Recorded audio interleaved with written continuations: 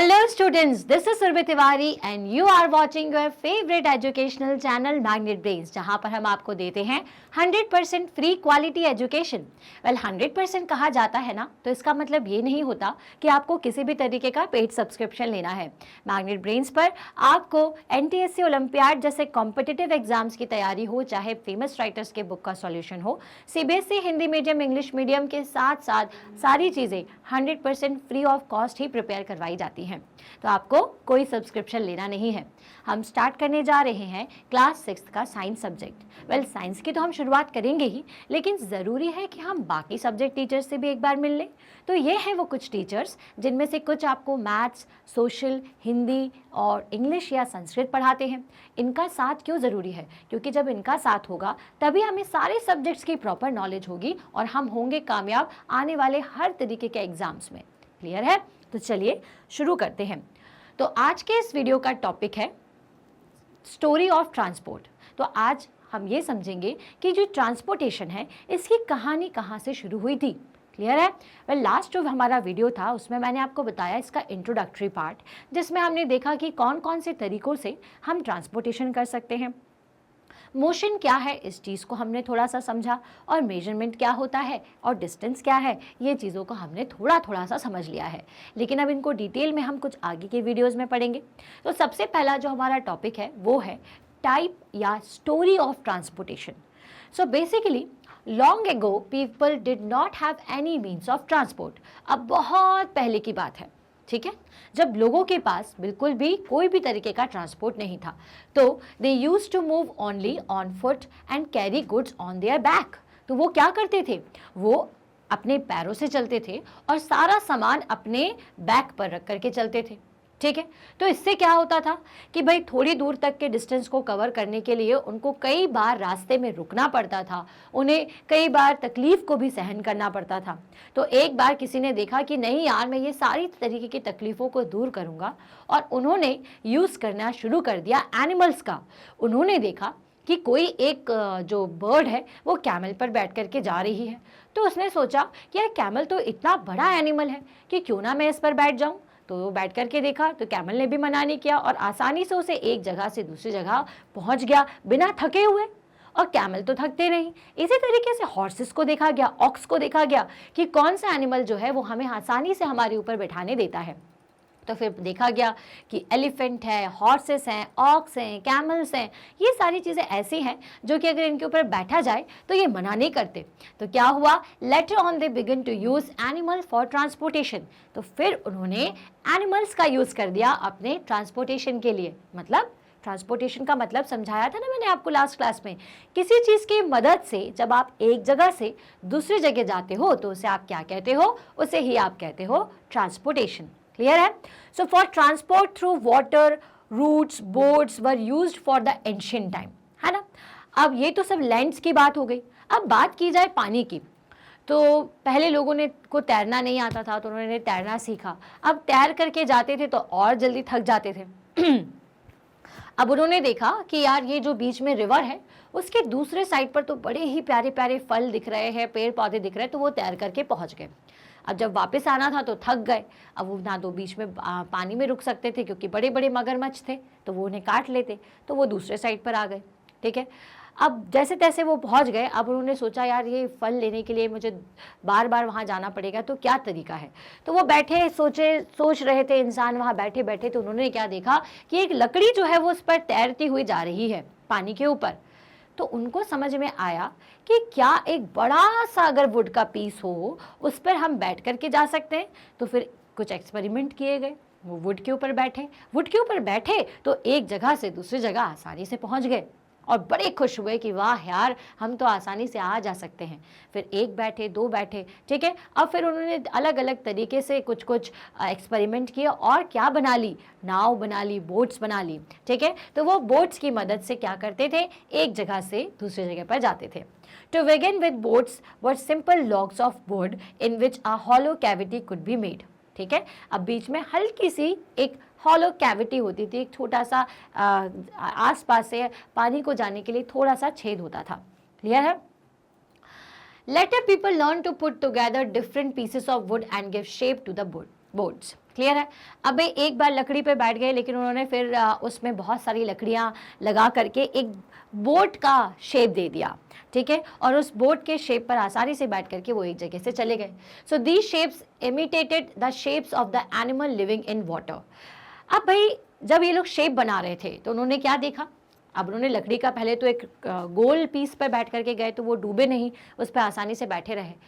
फिर उन्होंने कई सारे पीसेस बनाए, लेकिन कुछ से वो पानी में डूब जा रहे थे, तो कुछ प्रॉपरली काम नहीं कर पा रहा था या आसानी से नहीं चल पा रही थी। तो उन्होंने देखा कि यार बैठे बैठे फिर से सोचने लगे।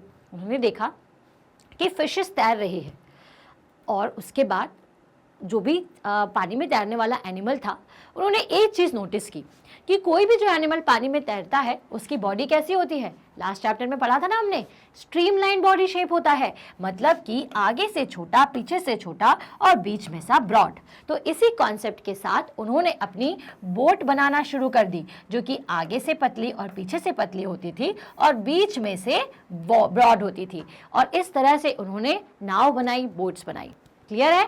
तो मतलब कि एनिमल्स के शेप को देख करके उन्होंने देखा कि ये अगर आसानी से पानी में तैर सकते हैं तो हमें कुछ ऐसी तरीके की बोट्स को बनाना चाहिए।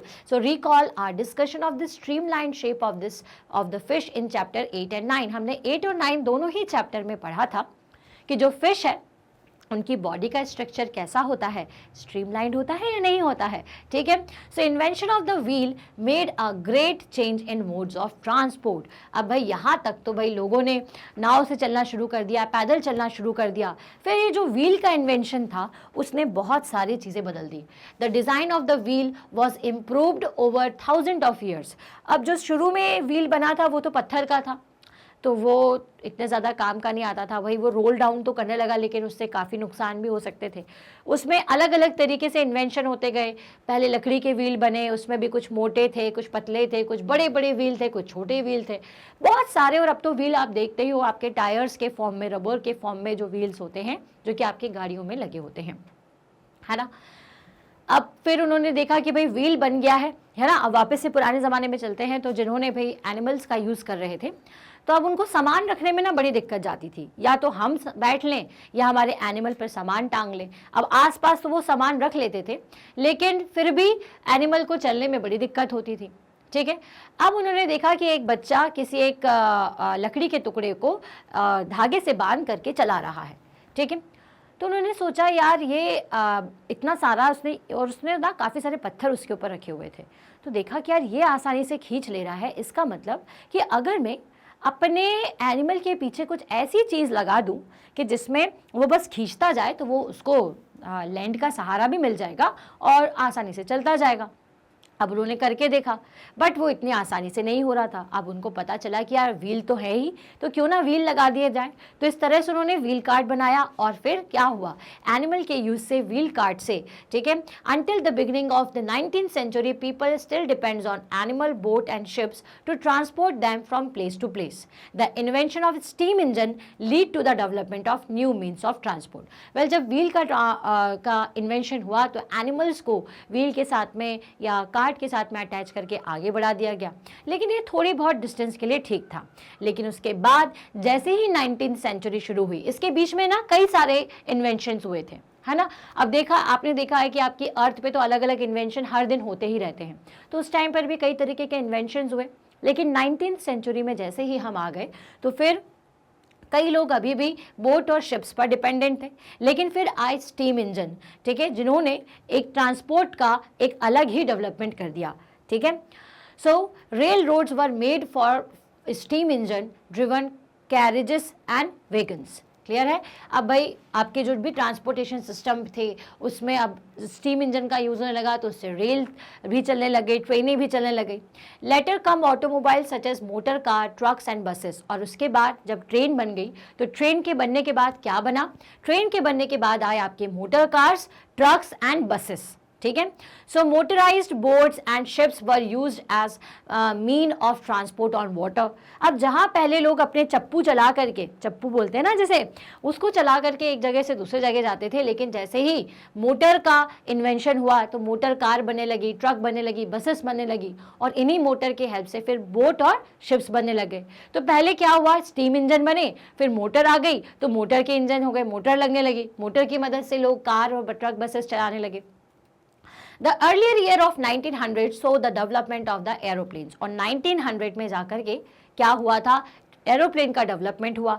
There were later improve to carry passenger on goods, ठीक है, और उसके बाद उसको और इम्प्रूव किया गया। जैसे मैंने कि आपने इंट्रोडक्शन वीडियो देखा होगा तो मैंने बताया था कि पहला एरोप्लेन कैसा था, ऐसा था कि जिसमें एक इंसान भी नॉर्मली ना बैठ पाए, ठीक है। तो एरोप्लेन में भी कई तरीके के मॉडिफिकेशन हुए, उसको भी अलग अलग तरीके से बनाया गया, और फाइनली अब तो ऐसे एरोप्लेन आ ही चुके हैं कि जो कि लोगों को, नंबर ऑफ पैसेंजर्स को और गुड्स को एक जगह से दूसरी जगह आसानी से लेकर के जा सकते हैं, ठीक है। Electric train, monorail, supersonic aeroplanes and spacecraft, ठीक है, ये सारे अभी के नाम हैं। कौन कौन से, electric train, monorail, supersonic aeroplanes and spacecraft are some of the contribution of the 20th century.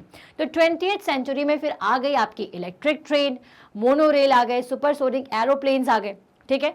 तो show some of the different modes of the transportation.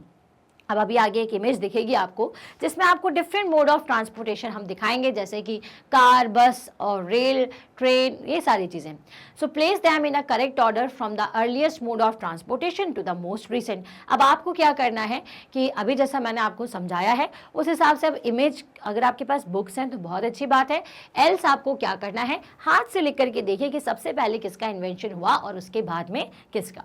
Clear है? तो चलिए यहाँ से हम इस टॉपिक को कंप्लीट करते हैं। आई होप आपको समझ में आई होगी स्टोरी ऑफ ट्रांसपोर्ट कि हमने कहाँ से किन चीज़ों को स्टार्ट किया। आज का जो असाइनमेंट है उसे ज़रूर करिएगा इस वीडियो को देखने के बाद, और हर एक चैप्टर के लिए आपका जो नोटबुक है ना उसे प्रिपेयर करिए। चैप्टर 1 से जितने भी चैप्टर्स हम पढ़ते आ रहे हैं उनको नोटबुक में उसके इंपॉर्टेंट पॉइंट लिखिए। तो आज का असाइनमेंट आपके लिए क्या है कि आपको स्टोरी ऑफ ट्रांसपोर्ट जब आप समझ लेंगे तो उसके बाद उस ऑर्डर में आपको लिखना है कि सबसे पहले किस चीज़ का इन्वेंशन हुआ, उसके बाद किसका इन्वेंशन हुआ।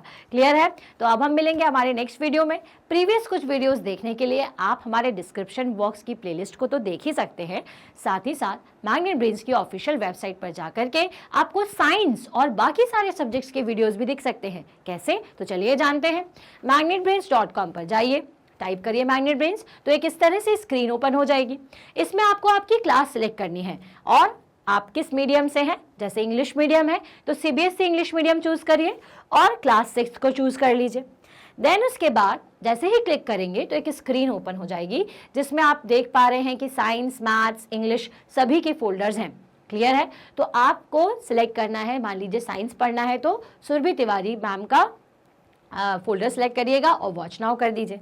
जैसे ही वॉच नाउ करेंगे तो एक चैप्टर नीचे दिख जाएंगे, जो भी टॉपिक्स और चैप्टर्स इस पर्टिकुलर चैप्टर में होंगे सारे दिख जाएंगे। आपको जो भी चैप्टर पढ़ना है ना उस पर क्लिक कर देना।